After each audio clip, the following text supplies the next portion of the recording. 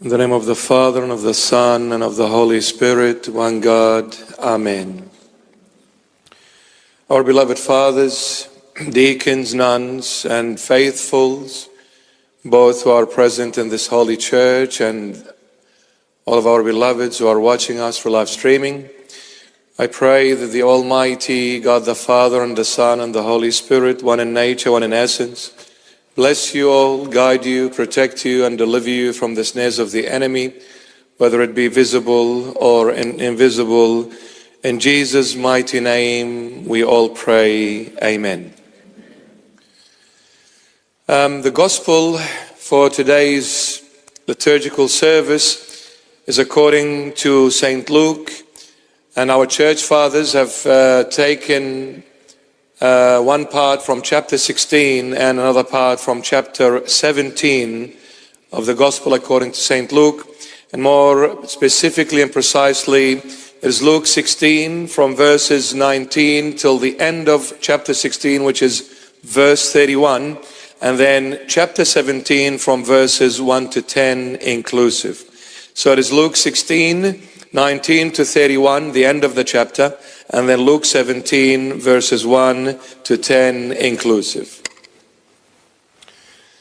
The Lord gave us a parable today, and when we look at the synoptic gospels being Matthew, Mark, and Luke, between the three gospels we see the Lord has said many parables between the three synoptic gospels.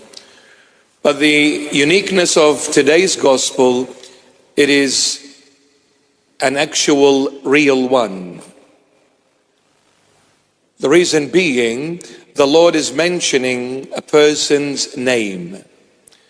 See, one thing about the Lord Jesus definitely is he never makes up stories.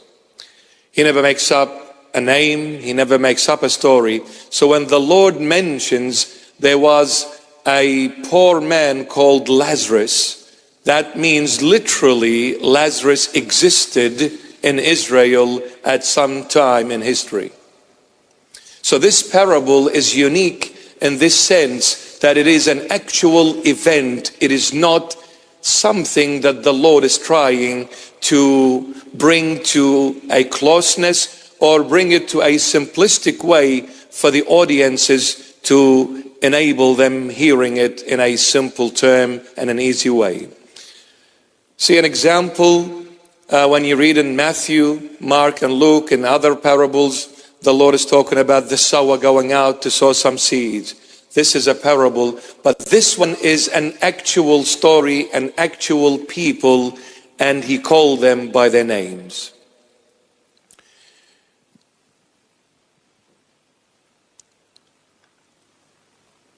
The Lord's spoken parable for three reasons. One, to fulfill prophecies.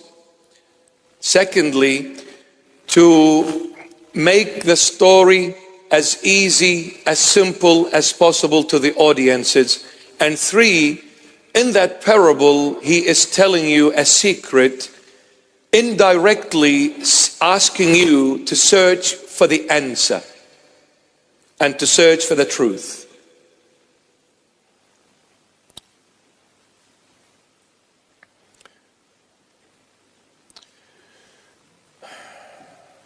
There was a certain rich man who was dressed up in purple and linen and lived a life of luxury.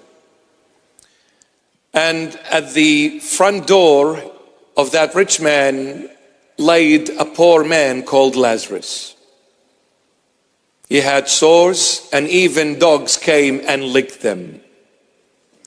All of his life, he lived in a very difficult way, Lazarus.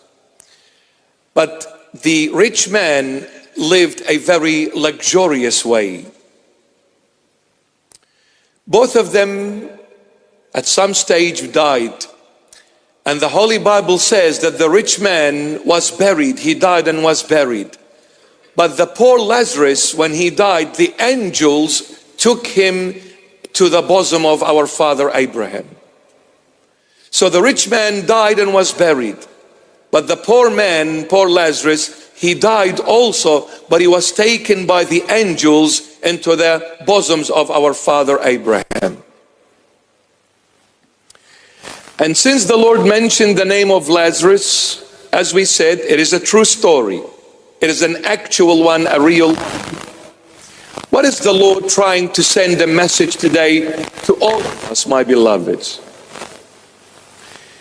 The Lord is trying to say this, that if anyone decides to choose to live an easy life, a luxurious life, a life where they can do whatever, however, whenever, with whomever, the Lord says, whatever luxury life you choose to live, i.e. living for the world and being part of the world, you will find your pleasures on earth, but definitely your pains and sorrows and suffering in the next.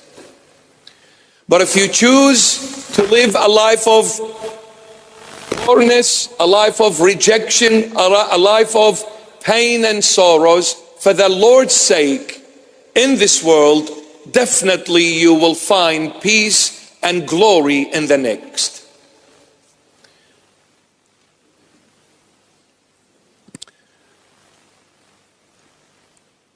When this rich man found himself in Hades, burning, he looked up and he saw the poor Lazarus, whom he saw every single day when he left home. He saw this poor man laying at his front door, yet he did nothing for that poor man. He showed no mercy, he showed no compassion, he showed no help. He passed him by on the way out and on the way in to his house, and as if he never existed. He looked up and saw Lazarus. He saw the reverse of that cycle. The rich man is poor and the poor man is rich. He looked up and said, Father Abraham, please, can you send Lazarus? I am burning here, even with his little finger. If he dips it in the water, I just need a drop of water. I'm burning. Quench my thirst. Our father Abraham answered that rich man and said, remember, you had your luxurious lifestyle while on earth, and Lazarus, his pain and sorrows and sufferings. Therefore, it is time for you to suffer and Lazarus to be comforted. Secondly, there is a big kind of a valley between us and you. Neither us can we come to you, nor you can come to us. The rich man didn't give up.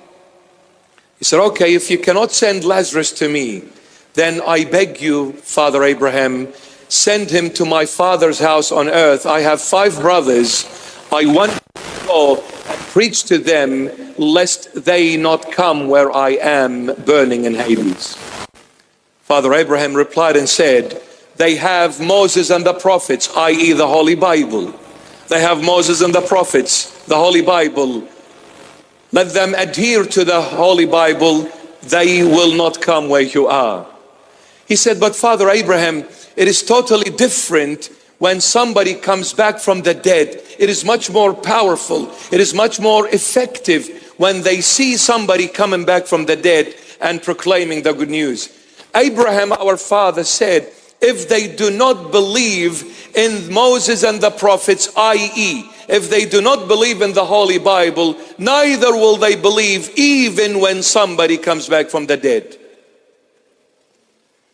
And so true, even when the Lord Jesus rose from the dead, they still did not believe and became stubborn.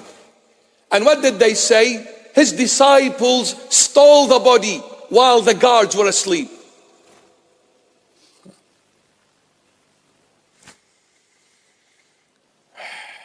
The stubbornness of the human, fallen, corrupt nature. Still doesn't want to admit what is right and what is wrong.